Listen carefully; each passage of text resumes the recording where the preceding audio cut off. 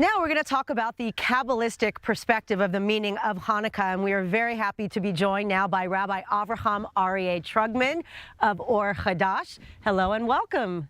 Pleasure to be here. And Hag Sameach to you. You too. So let's get to it. From your perspective, you've written a lot of books, you're an author. What is the deeper spiritual meaning of the celebration of Hanukkah? Well, one of the ways we refer to Hanukkah is the holiday of the lights, because everyone knows that we light Hanukkah lights for 8 days, but we need to concentrate on the meaning of light. Light represents purity, spirituality, joy, and all the good things. And so the idea is to really focus and actually meditate on the candles of Hanukkah. So you've also written a book about it, and I know you've also produced a lot of music. Tell us about the book and why we have 100 ways to meditate when we're lighting the candles. Okay, so according to Kabbalah and the Hasidic tradition, one of the most auspicious times to meditate is watching the lights of Hanukkah. Everyone knows that light, a bonfire, it's mesmerizing. And so we light the lights, but what do most people do? They start giving gifts, they eat latkes, they play dreidel, and miss an opportunity to connect to the light of God and the light of the soul. One of the verses that we're told is really good to meditate on is Ner Hashem Nishmat Adam. The candle of God is the soul of man, woman. So that 4 words tells us a lot about the potential of what we could get to. So I wrote this book with 100 short, to-the-point meditations to give people material. What should I be thinking about when I see these lights?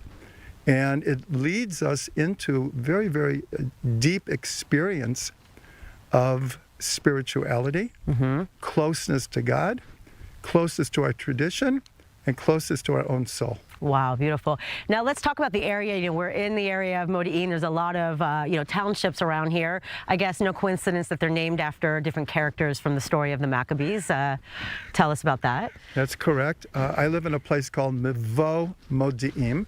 Modi'im is the name of the ancient city where the Maccabees come from.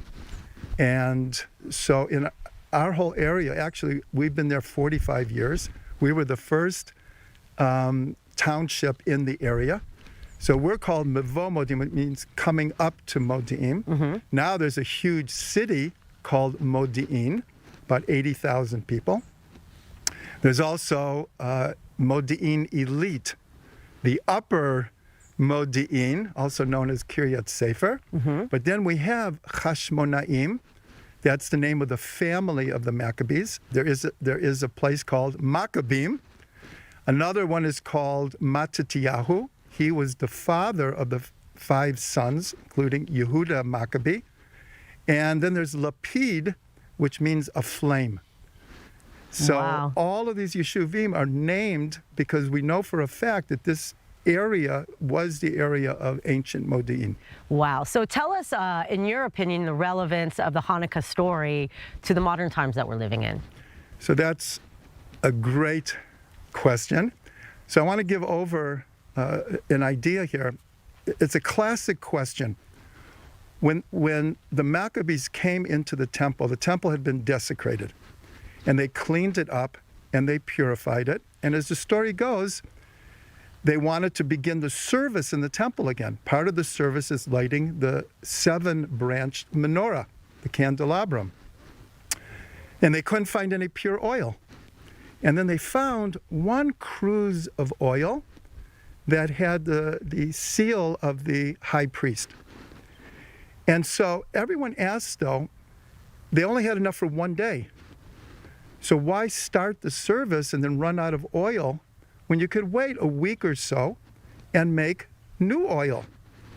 So in modern times, we have a corresponding history that in the 40s, the United Nations, 1947, agreed that there should be a state of Israel.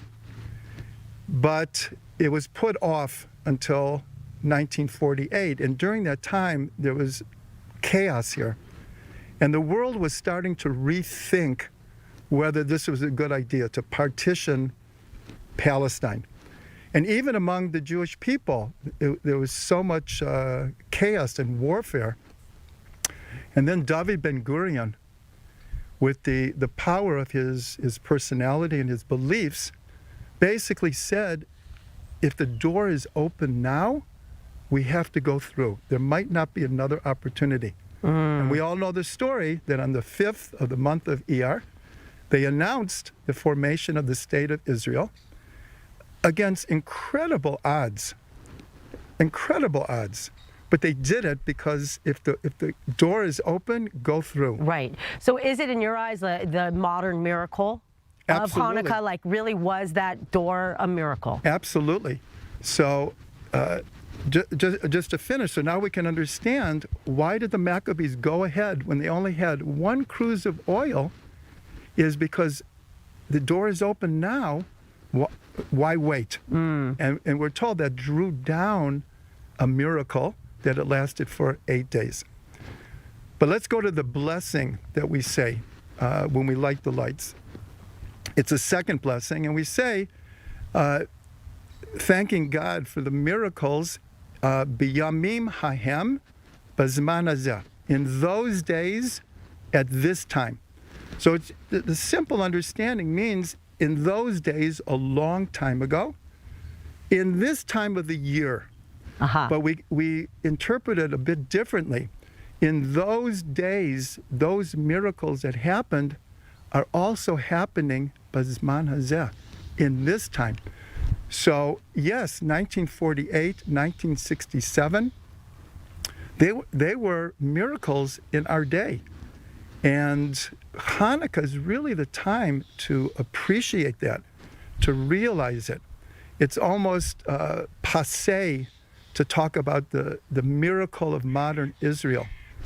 But it's true that we have returned after 2,000 years, and the light is stronger than ever.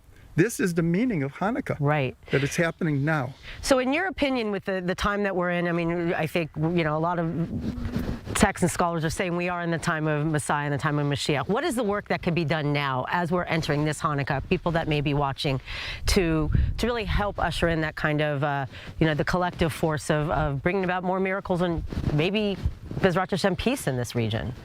That is the hope and the goal.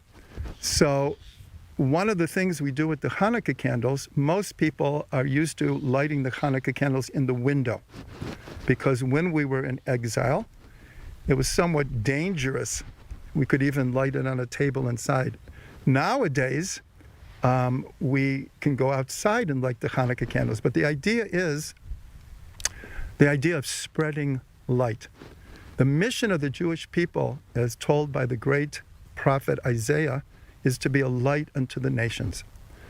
Today, we could see that in a secular way, and what we need now is more of the spiritual. Rabbi Trugman, thank you so much for that enlightening Hanukkah insight. Okay, I want to bless everyone, as you said, with a holiday full of spiritual light that we take and spread to the world. Thank you so much. Such a pleasure. And don't go anywhere, because we're going to be back with more of our special Hanukkah on location episode right after the break.